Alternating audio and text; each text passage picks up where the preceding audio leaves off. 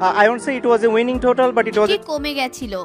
ICC আমাদেরকে ইচ্ছা করেই হারিয়েছে। বৃষ্টিতে ম্যাচ পরিত্যক্ত হওয়ার পর আইসিসিকে হুমকি দিয়ে একই বললেন সাকিব আল হাসান।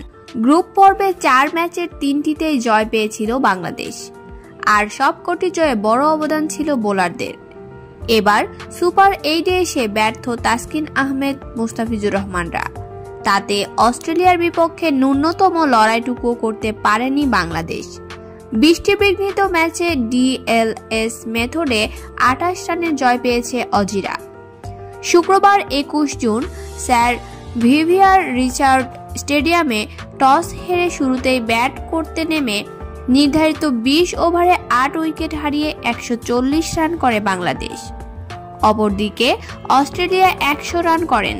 তারপরে নেমে যায় বৃষ্টি, আর অস্ট্রেলিয়াকে ম্যাচ জয় করে দেন আইসিসি। এদিকে ম্যাচ হারের পর সাকিব আল হাসান বললেন, আমাদের ব্যাটসম্যানদের অনেক দুর্বলতা ছিল।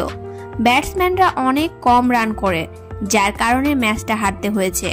তবে আইসিসি আমাদের সাথে অনেকটাই দুর্নীতি করেছে, কেননা বৃষ্টি কমার জন্য আরও কিছুক্ষণ অপেক্ষা করার দরকার ছিল, কিন্তু সেটা করল না আইসিসি।